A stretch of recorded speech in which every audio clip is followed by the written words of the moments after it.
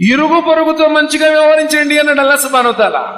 ఇరుగు పొరుగు వాళ్ళు మీ బంధువులైనా మీ బంధువులు కాకపోయినా అంటున్నాడు. సాక్షాత్తు నబీ సల్లల్లాహు అలైహి వసల్లం ఎన్నో సందర్భాల్లో జిబ్రీల్ అలైహిస్సలాం వారు నా దగ్గరకు వచ్చిన ప్రతిసారి నాకు భయం వేస్తుంటుంది. ఎందుకంటే ఇరుగు పొరుగు వాళ్ళకి ఆస్తిలో కూడా భాగం ఉందంటారేమో అన్న భయం నాలో ఉంది అన్నారు.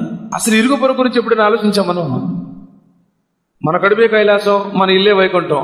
ఒకరితో మనకు పనింది, వాళ్ళతో నాకు పనింది అని చెప్పేసి ఎవరైతే అల్లాహ్ను అంతిమ దినాన్ని విశ్వసిస్తాడో అతను తన ఇరుగు పొరుగుతో మంచిగా వ్యవహరించాలి అన్నారు నబీ సల్లల్లాహు అలైహి వసల్లం. ఆయిషా రదియల్లాహు తఆలా అన్హాతో నబీ సల్లల్లాహు అలైహి వసల్లం వారు అంటున్నారు, ఆయిషా కొంచెం కూరలో నీళ్లు ఎక్కువ పోసినా సరే ఇరుగు పొరుగు వారికి కానుక పంపించు.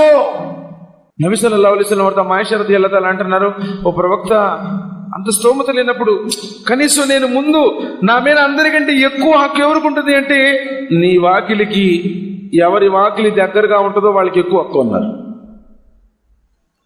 ఎప్పుడైనా కానుక ఇచ్చామండి? మన అనుకున్న వాళ్ళు కాదు, అక్కడ మీ కులమా మీ మతమా, వాళ్ళు విశ్వాసులా చెప్పలా, ఇరుగు పొరుగు హక్కులు,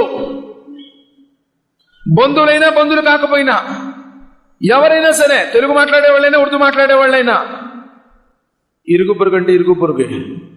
సోదరుడు, ఇరుగు పొరుగు హక్కులు కూడా ఎలా ఉండి ఎంతగా ఉండేవాళ్ళు అంటే అబూ ఉబైదా ఇబ్నుల్ జర్రాహ్ రదియల్లాహు తఆలా అన్హు ఆయన ఏం చేసేవాళ్ళు అంటే పంటకాలం వచ్చింది, ఖర్జూర పంటకాలం, ఫజర్ నమాజ్కి వెళ్ళి నబీ సల్లల్లాహు అలైహి వసల్లం అస్సలాము అలైకుం వరహమతుల్లా అని రెండోసారి సలాం తిరగానే లేచి వెళ్ళిపోతా ఉన్నారు.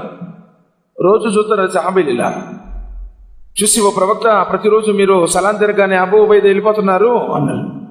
ప్రవక్త గారి సాధారణంగా అలవాటు ఏంటంటే ఫజర్ నమాజ్ తర్వాత సహాబాలందరితో కొంచెంసేపు ముచ్చట్లు చెప్పి, ముచ్చటి ఏంటి, ఎవరికైనా కల వచ్చిందా, నాకు ఇలా కల వచ్చింది, ఎవరితో కలిశారా, మీరు సందేశాన్ని దావతను అందిస్తున్నారా లేదా, కొంత ఒక సమావేశం జరుపుకునేవాళ్ళు ఫజర్ తర్వాత.